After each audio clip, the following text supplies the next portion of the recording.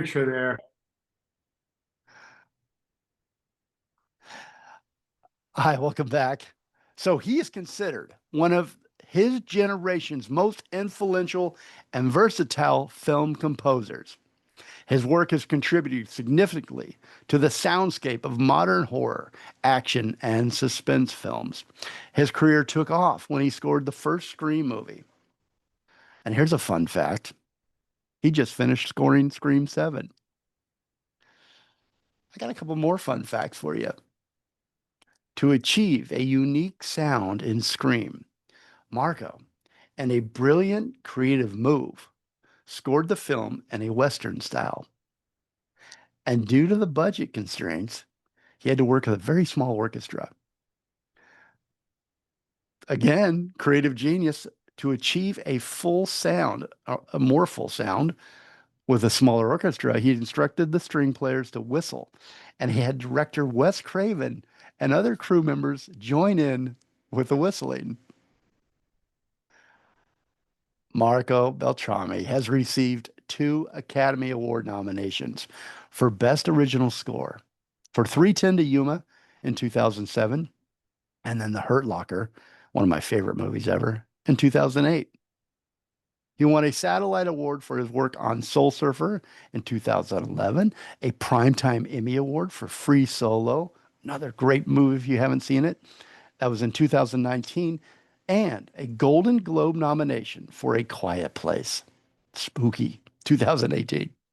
He has also earned nominations from the International Film Music Critics Association, or the IFMCA, and one for director Tommy Lee Jones, The Homesman, in 2015. He has collaborated with many iconic film directors, including Kathryn Bigelow, James Mangold, Bong Joon-ho, Angelina Jolie, Robert Rodriguez, Luc Besson, Guillermo Del Toro, Wes Craven, Alex Proyas, Jonathan Mostow, Roland Joffé, Jodie Foster, David E. Kelley, and Tommy Lee Jones. Wow, that is a list there. Welcome to the Jeremiah Show, Marco. Wow. What a great introduction. Well, I'm so honored and so happy to have you here today. I've been looking forward to this conversation for a long time. And Uh, I'm curious because I've talked about my first movie right there, Star Wars. And I just remember everything about that night, everything about that experience. Do you remember the first movie that you saw? I do. I do. I was with my dad. He's the one that got me into classical music when I was younger, playing piano and oboe. And when I was little, I forgot what year it is, but it was Fantasia. And I went to see that, and that stuck with me. Actually, I went back to see it a few times with him, and I think that planted the seed in me of putting music to visuals, and Hmm. even though I didn't register it at the time, it happened quite a bit later. I think it was always implanted in me. I was going to ask, my next question was, did you remember the music in the movie? But with Fantasia, I think I know the answer. How could you not notice the music? But did it actually like imprint in you? Do you think you said, wow, that's amazing? You know, the music Yeah, kind of yeah, touched you. yeah. It transformed the way I thought about um, classical music for one, and just the whole experience. Because there was always something. I would go to concerts even at a little age, young age, with my dad, and but you'd see the orchestra up there on the stage, sort of removed from the audience. But it became such a visceral experience right there that it was impossible not to be impacted directly in a way that you can't really in a concert hall. Where did you grow up? I grew up in Stony Brook, Long Island, New York, and um, yeah, as I said, I studied piano. I I went to when I went to college. It's funny that my parents did a 180 on me, and they said, you shouldn't be studying music. You got to do something serious now. That's just for fun. So I actually studied geology in college, but it was not. It was short lived. I had trouble, discerning one rock from another rock. So it didn't go well. And after that, I decided I got to pursue my calling. And Yeah, I'm so glad you did. I bet you are as well. I have nothing against geologists, but that doesn't sound that it doesn't but sound as exciting as the life you probably live now. So when you were a child, was that Stony Brook? Is it outdoorsy? Is it sort of, Stony Brook, or yeah, is I it mean, yeah, it's out in Long Island, about halfway out on the North Shore of Long Island. And yeah, I spent a lot of time outdoors. It's, suburban area, suburban. It's definitely not like New York City. And I had pretty much an average childhood. Although I didn't do a lot of sports. I spent a lot of time practicing piano, and uh, I think that's. I guess I probably spent as much time rewriting music as I did practicing, honestly. I even from an early age, I would hear things in the music that I played and my own ideas, and I would take it in new directions. And I would often get punished as a piano student for not playing the notes exactly as written, but that's interesting. that was really formative for me that time. Yeah, yeah. That's really, I've never heard of anybody doing that, especially young as they're learning. Um, Well, that's actually come full circle. I mean, we can talk about it later, but the right. project that I'm doing now, which is actually reimagining some Bach preludes that were pieces that I used to play as a kid back then, and that's based on this concept. Finally have had the courage after all these years to do what's in my heart. So it's good. Yeah, we're going to talk about that, and I'm curious how that's received. It's beautiful. Some of the music you've put out, reimagining Bach, is just incredible. We're going to play a song of yours at the very end of the show here, so hang out for that. When you were a child, though, when you're playing make believe, what did you pretend to be, and what did you want to be when you eventually grew up? Do you have those thoughts? Um, I, so I had just very probably stereotypical dusty impressions of old composers. My heroes, Beethoven and Bach, and um, the people that I studied. My dad wasn't the most adventurous listener. It was all sort of late romantic music. But I I thought, well, what does a composer look like today? Who does this? And so I imagined myself in those footsteps and wearing a dusty wig and trying to, be a court composer. But it, you get, it was just a sort of a fantasy that never went anywhere. I read you wanted to be a rock star, maybe. A rock star. Well, in high school, yeah, we dabbled with that a little bit, but rock music was I like it, but it was always more classical world that I was more interested in. Which I went to I told you, a suburban Long Island high school, and I would sometimes get picked on for my taste in music. I remember wearing a Beethoven T-shirt one day to school, and I wore these thick glasses, and this kid came over and took my glasses off and stomped on them because he didn't like my. Oh, I bet you, I'm sorry for that. I bet you'd be pretty cool in a Beethoven t-shirt in high school now. Yeah, I know things are different now, but back then I don't know. I didn't fit in. Uh, you sound like a cool kid to me. So your pursuit of music composition then led you to Venice, Italy, and you studied with the Italian master Luigi Nono. What did you learn from him?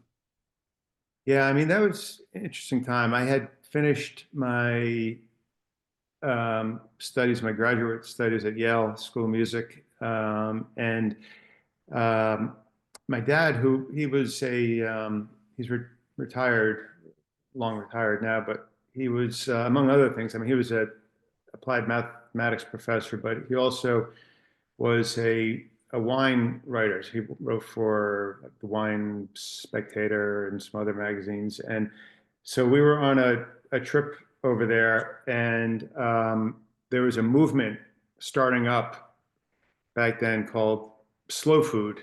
And I don't know if you've heard of it, but Hmm. it was, so he was invited to go meet with these people, the people that started this, and it happened to be, they were all members of the Communist Party there, and they had this dinner. And when I was at this dinner, I happened to be sitting next, just by chance, next to um, Luigi Nono, who was there, and I was, completely stunned by this. And we spoke a little bit. He only spoke Italian and German, and my Italian is okay. It's not great, but we spoke for a bit, and he invited me to come out to Venice, where he lived, and because he heard I was a composer, and so I did. I went out there, and we actually spent most of our time. We did a little bit of music, but it was more about philosophy of music and what music should be doing, what should be saying, and the political impact of music and the social implications of music. And um, this is all before I started doing film scores, but in a way, it all played in. It's all these extracurricular things that I think become part of your DNA and lend themselves to this interdisciplinary world that I work in now. Yeah, I can see that how that would influence knowing your work, how that influenced your work. And so you come back to LA, right? For a fellowship with I did. Academy Award winning composer Jerry Goldsmith. Yes, yes, that's right. Wow.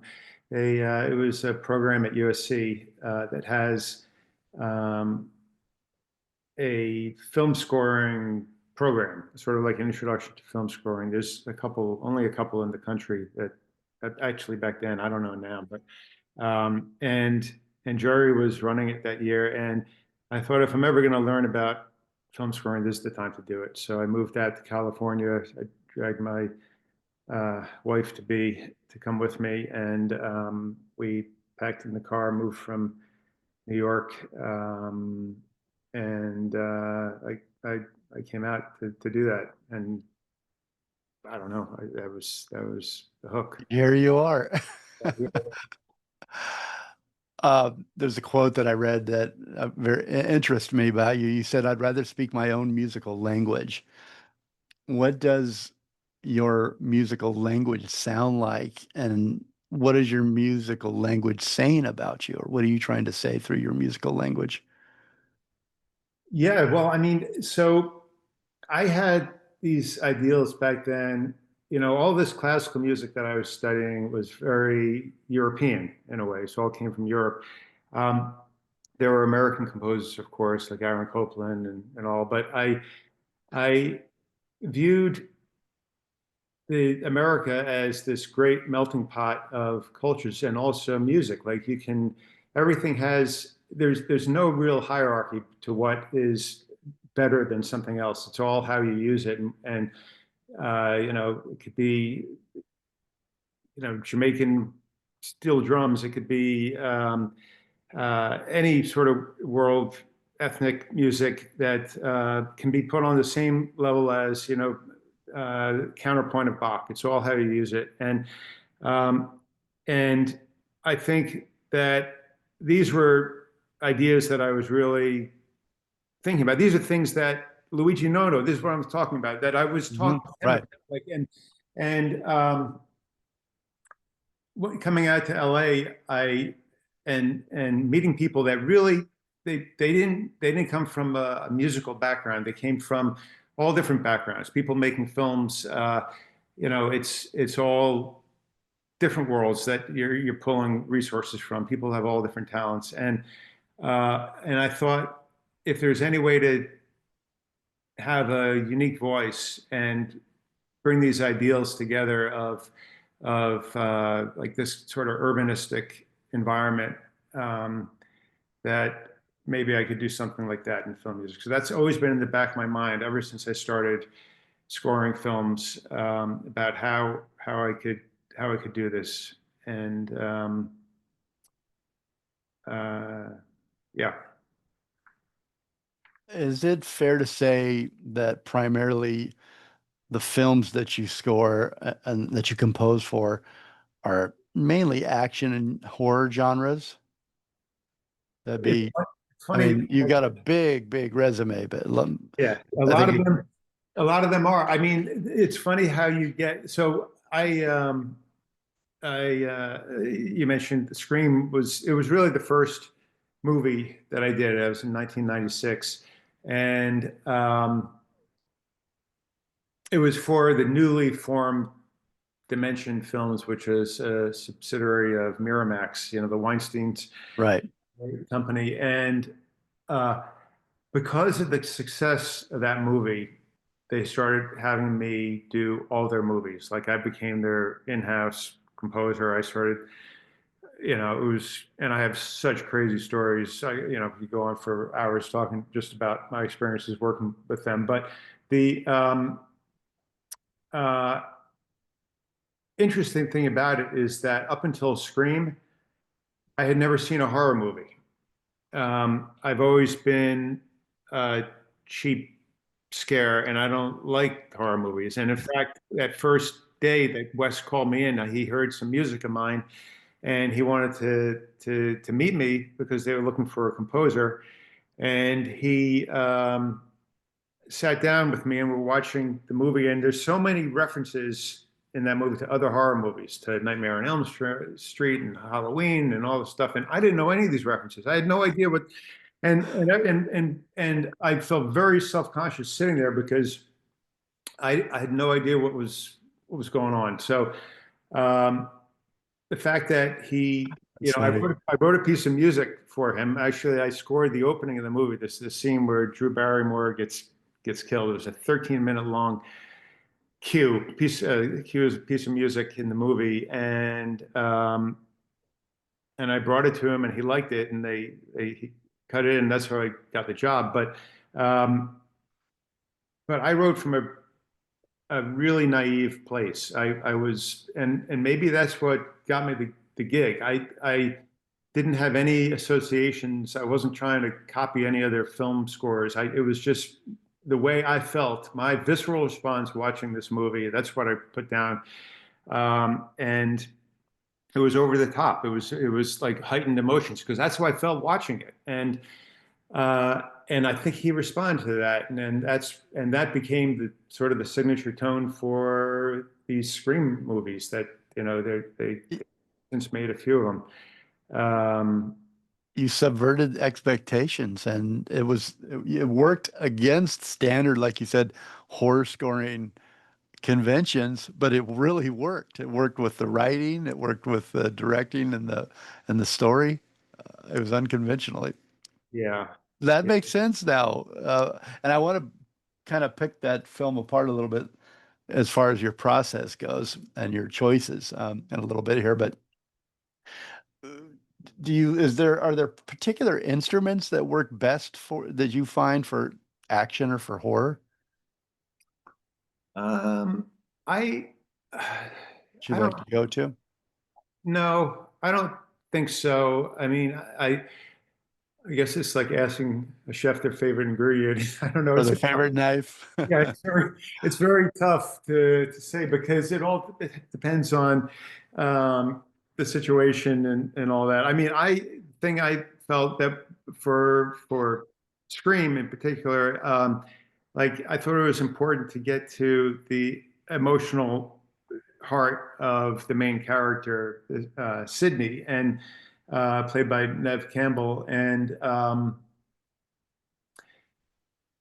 for me, the emotional impact of that was a female voice, and so that became the sound of her.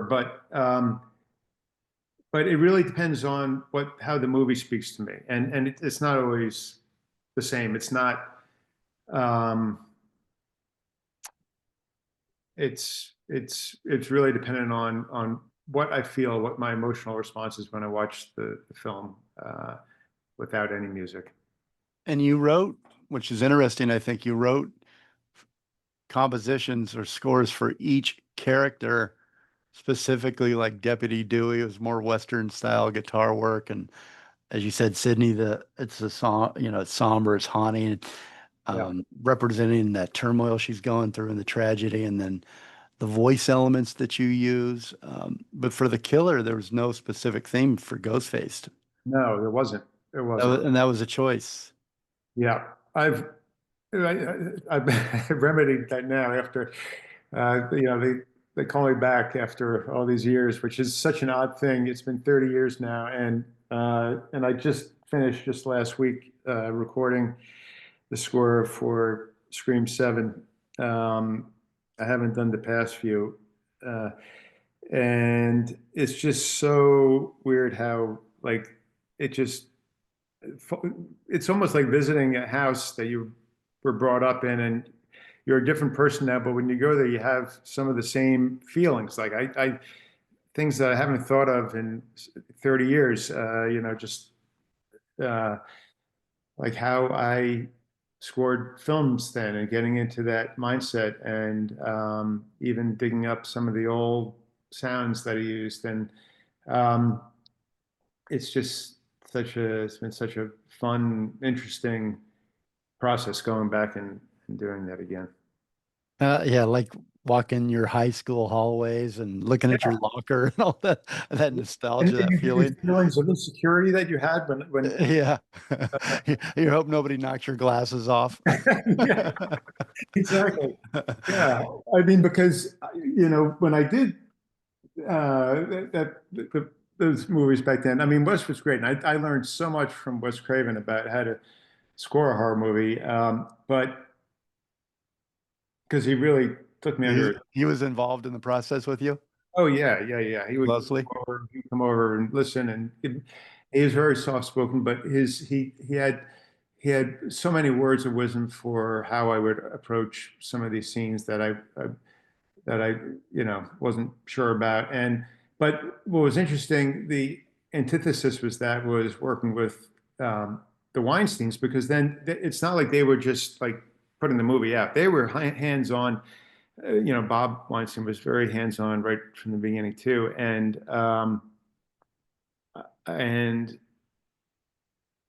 now coming back to this process all this time later, it's like that feeling of almost like PTSD, or I don't know what it is, fear, like just I can sense it. Like I'm not in that same place, but I'm like, what is that? And it's that the fear of like of these meetings that I would have with the Weinsteins, and the things that their comments and all that. It was like, wow, it's just Intense intense. Yeah. PTSD. Oh man. Well, was it less stressful this time now that you've put 30, Oh, yeah. 20, 30 years in between? I can't believe it's been that long. Um, Remember, Marco, do you remember when the Playboy magazine covers, they would always have Hugh Hefner would hide a little bunny somewhere in there. Do you remember hearing that? He'd hide the Playboy bunny logo somewhere in in that cover, Yeah. right? I could never find him. But it made me think, is there a subtle, because you do have a signature, you do have a, a real style. And is there a subtle musical signature that you incorporate into all of your films so that if you hear there's something that that makes it a Marco Beltrami film? Yeah, I think you're right. I do have a sound, some sort of continuity between the films that I do. I think even if they're stylistically very different movies, and I imagine it's just um, the way I conceive of things, but it's not nothing conscious. I think it's just an unconscious, um, you know, repetition of idea or the way I conceive of harmony and melody. It's just something that is ingrained. In fact, it's something I have to work a little bit against, like to not repeat myself and think about how can I you know do this a completely different way. Like um, Yeah, I imagine it gets again, tough. using a food analogy, like you have the same ingredients, and so, but you don't want to make the same dish. You want to do something different. So how do you change your thought process so that you can use, it's the same orchestra, but and but you're doing something different with it, and not fall into a trap. And I think that's this constant searching is what keeps me enthusiastic and not get jaded and excited to be working on new things because I'm constantly searching in that sense. I guess it's just curiosity. Maybe it's just curiosity. Yeah, it's a great answer. It's a great quality, that curiosity, you know, keeping it exciting to you through your curiosity. And then the fun part begins, I imagine, where you get to put it all together and create this sound and this feeling. Um, I wanted to, if you would humor me a little bit here, kind of go through the process of a film composer. Um, like I said in the beginning of the show, it's a little bit of a mystery to me. And if you don't mind, I had some questions sort of based around the process that you go through. And I think it would help all of us listening Yeah, understand your process in the filmmaking process in regards to music and soundtracks. Is that okay with you? absolutely. I mean, it's something that I um, don't fully understand myself. So maybe we can work through it together. Okay, come up with some answers. Uh, I when do mean, I you? think it's really an interesting process because, well, it's just inspiration, Yeah, the creative process and how things come because well, I'll tell you, why don't we start from the top? Like I'll get hired to do a picture. It's usually in some sort of production. Maybe they have a director's cut together, but they're still working on it. And I'll go in and see it. I usually ask not to see it with any what's called temp music, which is, they use other soundtracks just for screening purposes that they cut in. But I don't want it to color my experience. Um, and so I'll watch it. I'll have a conversation with the director and talk about, um, what things he was going for, what things he or she achieved, what things maybe they didn't achieve as well as they liked. But I get an emotional overview of the picture. And through a rough cut, yeah, from this. from a rough cut. So you haven't read the script. You Well, reading the script is for me very dangerous because I respond visually, and if I read a script, I'll get my own mental image of what it is. And if I start writing from a script, I've done this in the past. I'm completely off on some tangent that has nothing to do with the film. Yeah, okay. It, I but could it see. really makes a difference. It really makes a difference. So I don't do that anymore. Um, and I'll start once I have this and this is what this isn't tangible. I have this emotional response to the movie. It makes me feel a certain way, and based on this, I get some musical ideas, and whether they are just a chord change, whether it's a melody, whether it's even just a sound, something. Um, the way an instrument sounds. It's it can be anything, and sometimes it's nothing. I mean, and that's the scariest thing when you watch the film, and even if it's a great movie, but you're not sure, you don't have. It's like a puzzle that you haven't figured out how to put together yet, and Hasn't appeared to you yet. Hasn't yeah, come it to. hasn't appeared. So, I mean, and that's scary because that this process could go on for, I'll sit there and suffer for days. It could even be weeks, and I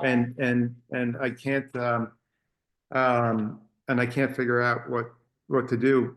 And that's the most terrifying thing. And that's probably why I don't sleep and why I have, there's a lot. That's a very common composer problem is insomnia.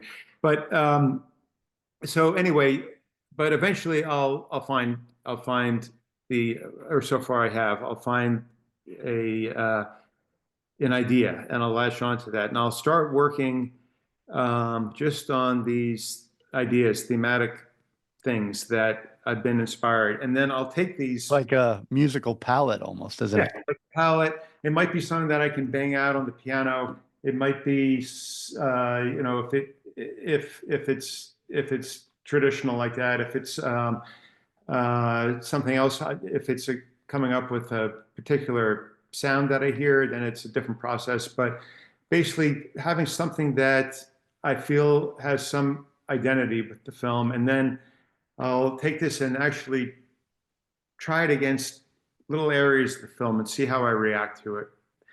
And if that shows promise, then I'll start developing the idea more and actually work to specific scenes and try to get something that I can actually show the director and start this creative process, which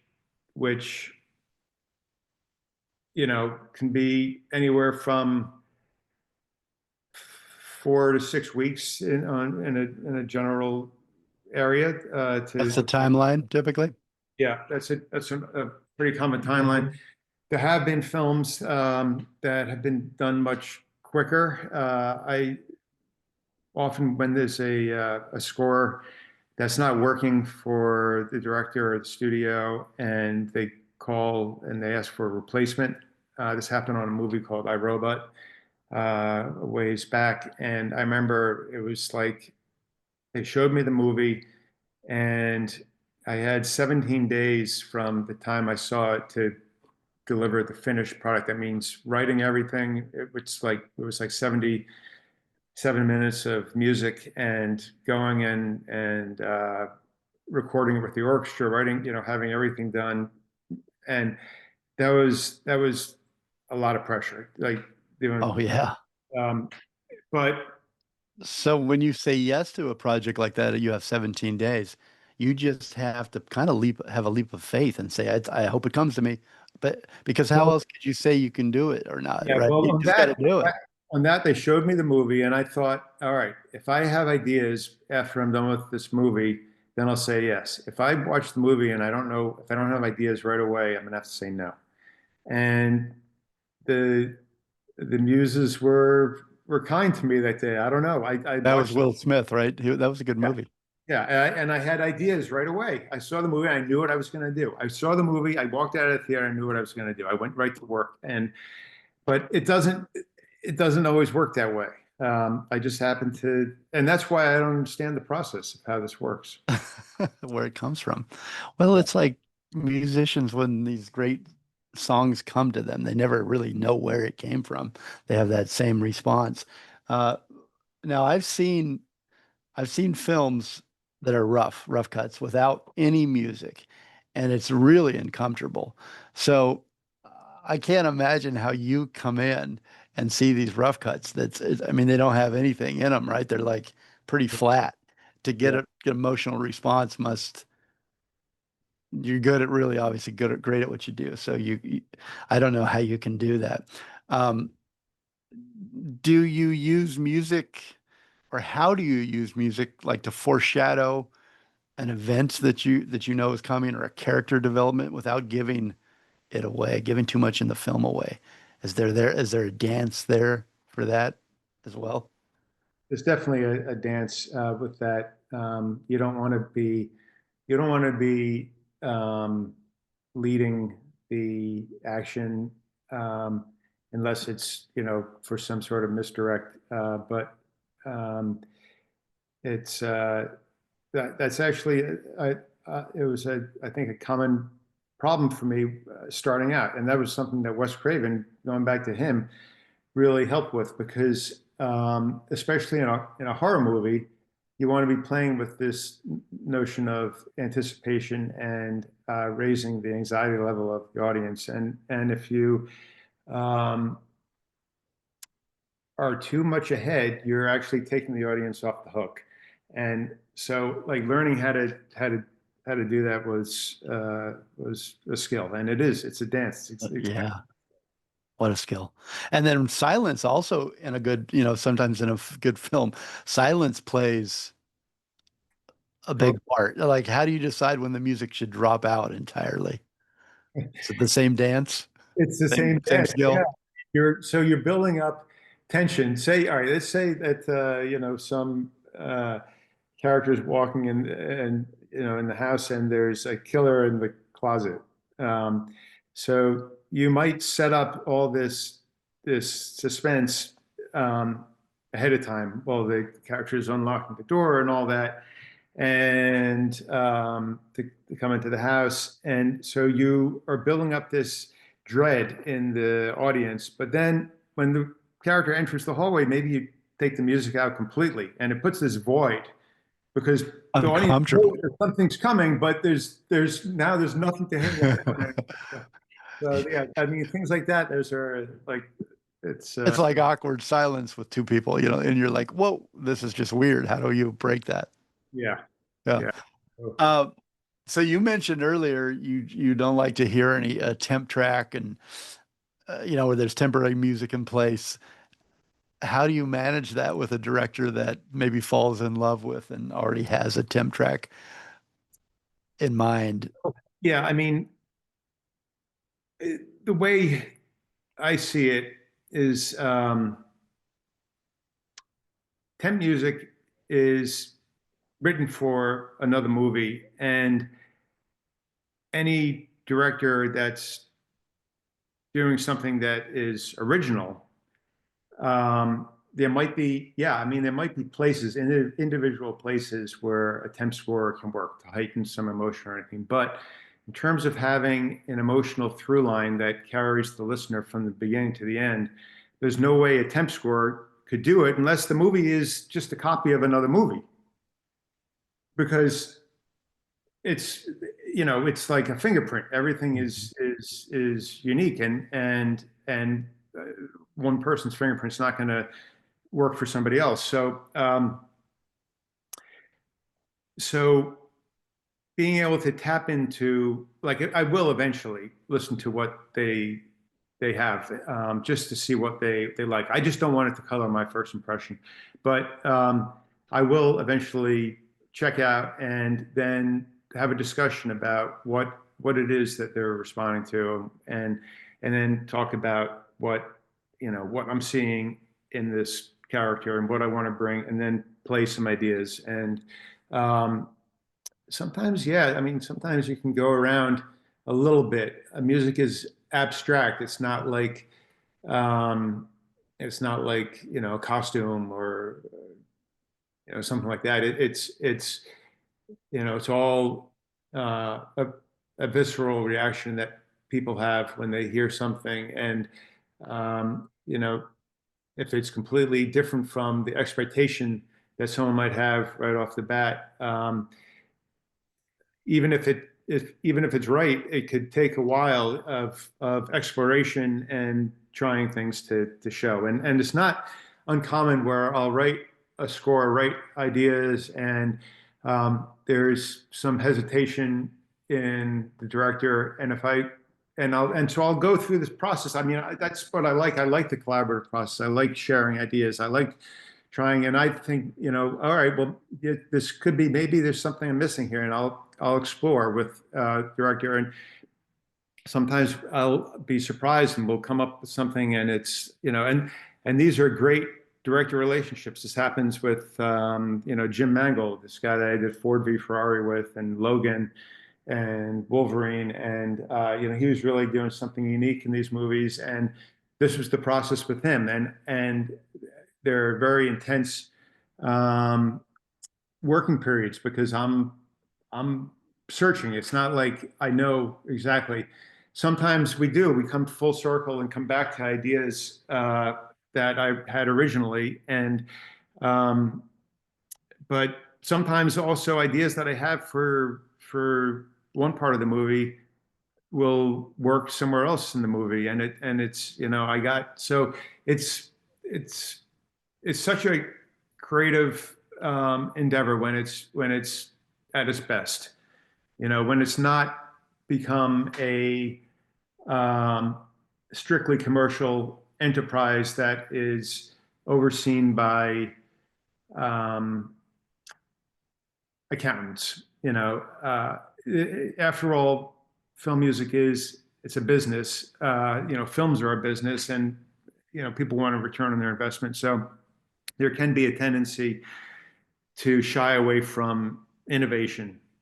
Uh, and so that's something that I have to constantly deal with and struggle with. But at its best, it's a real great artistic expression. Yeah, it sounds like you welcome that collaboration a little bit. Yeah. Um, can you explain what a spotting session is?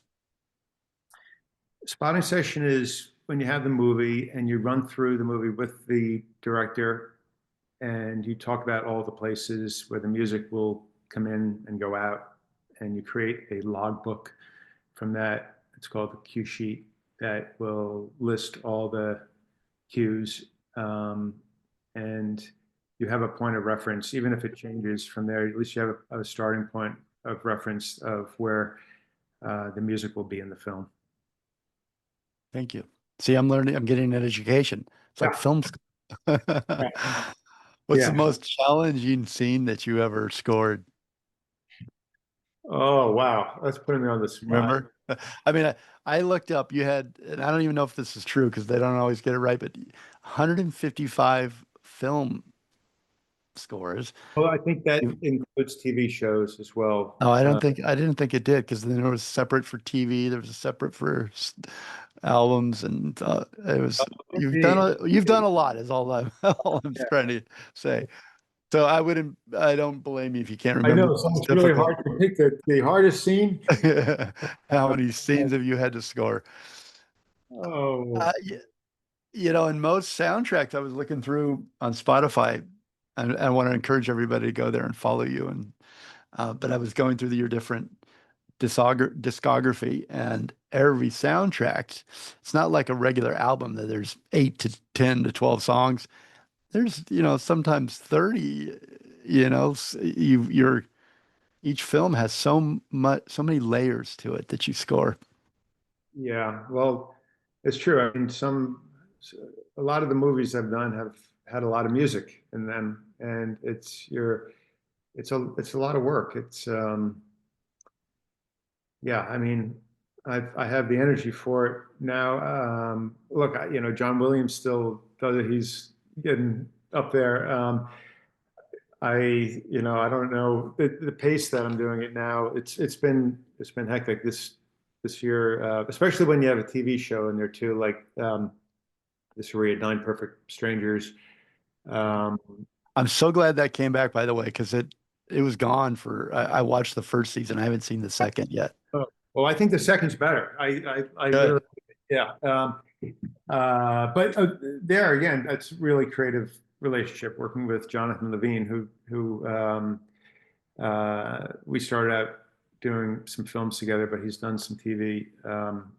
But uh, yeah, it's the thing I'm sorry, I'm jumping subjects here. But I mean, the thing I like about TV is that you can develop themes that carry through for a show, and and as they go, they develop. And I think I sent you the theme to the Nine Perfect Strangers to hear. But the um, in this case, yeah, I had maybe I don't know, maybe six or seven themes, and but most of the shows they're all developed on these themes. So it's really fun to see how the music evolves with the characters in the show, um, which is something I think unique to the TV format. What does Pianella mean to you? Pianella is a town in Italy that my grandfather was born. It's I know it has a musical name, and that's why I like it. But it's a town of woodworkers. They make over there. It's not far from the Swiss border, but they make I don't know if you've seen these wooden Pinocchios and all sorts of wooden objects. In the next town over, Pinella is no longer there anymore. It's a ghost town now. Uh, my grandfather was born 1886. The But the next town over, these woodworkers, they used to make clarinets for Benny Goodman back in the Oh, wow. yeah. So they're really skilled um, craftsmen, and so You yeah. named your studio after it. What's Your that? recording. You named your studio after it, I Pianella did. Studio. Yeah. Yeah. I feel like this is my workshop, and it's continuing the tradition that my grandfather started. In a different field, but I feel a connection. So you have an ongoing concert series, Marco, featuring reimagined Bach piano preludes. And we're going to play one of the songs that you sent to me at the end here. It is just beautiful. And stay with it all the way through because it really builds at the end there. I mean, it's like a reward, a payment. You're like, it's beautiful, beautiful. You're enjoying it. You get sucked into the music and the sounds, and it just envelops your world. And then you get to the end there, and it just builds. I mean, just like you do with your films, you're so great at um, Well, thanks. bringing you in and then making you have an experience along with you. Um, will there be an album? Will there be a concert? Will there be a tour?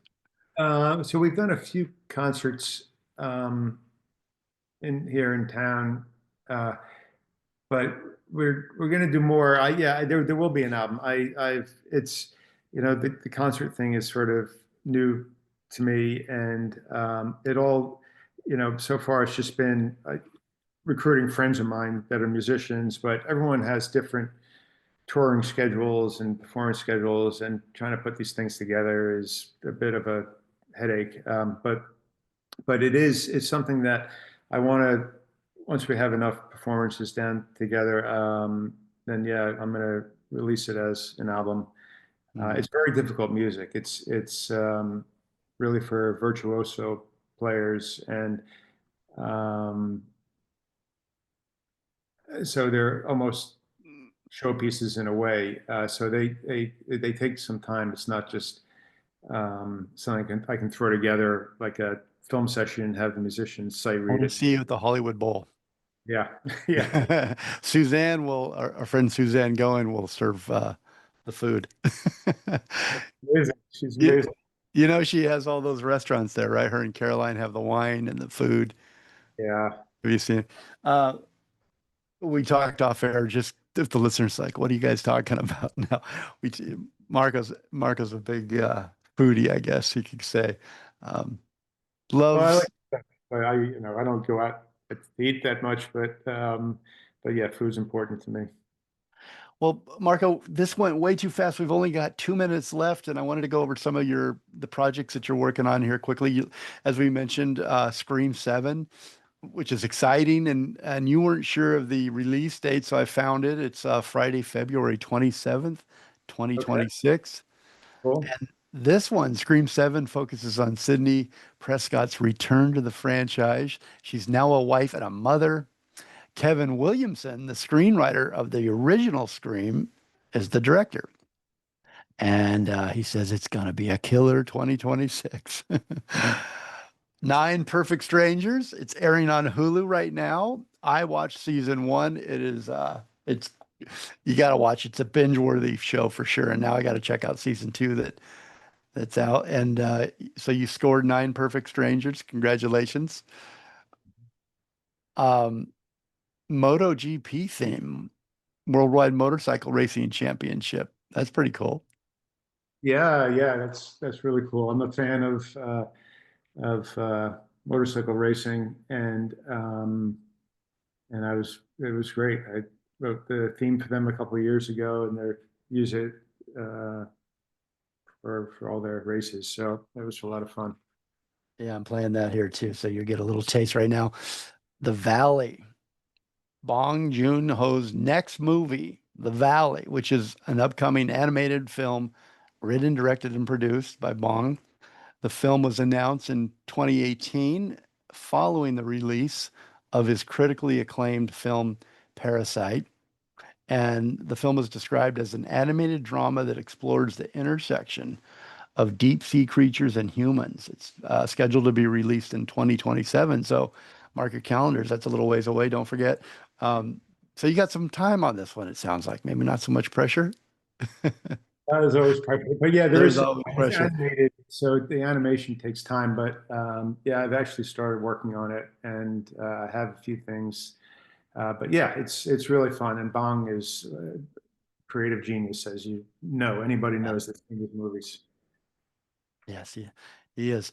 Okay, so I wanted to thank a good friend and executive producer on this, Carol Connors, and she introduced me to Marco. Thank you so much, Carol.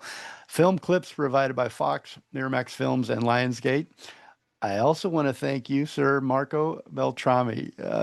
So great to have you on the show today. Next up in our legendary film composer series is Bill Conti, composer of films like The Karate Kid, Rocky, and For Your Eyes Only. But you made this just a really special series premiere, I guess, Marco, and I appreciate it. You can My find way, Marco. it's really enjoyable, and yeah, thank you, Carol, for introducing us. Yes, we're gonna have to go see Suzanne and Caroline and have some lunch together, Marco. That would be great. When I'm in LA, I'll pick you up on the way from Santa Barbara. So follow Marco on Instagram. It's Marco Beltrami dot music. I'm going to spell it MarcoBeltrami dot music. His website, marcobeltrami.com. And you can also, he's got a second website for the Bach series, Bach by Beltrami.com. Pianella Studios, pianellastudios.com. And wow, that's our show, Marco. I learned a lot, and most importantly, hopefully, I made a new friend. It was nice to talk to you. Any you get final words? Anybody you wanted to say thanks to, or anything you want to say? Thank you. I mean, that was great. I really liked your questioning, and like it's so much we could talk about, like we're just scratching the surface. But thank you for having me. It was really an honor for me. Thank you. All right, everybody, communicate, but listen more and evolve. Have a great week. We'll see you next week.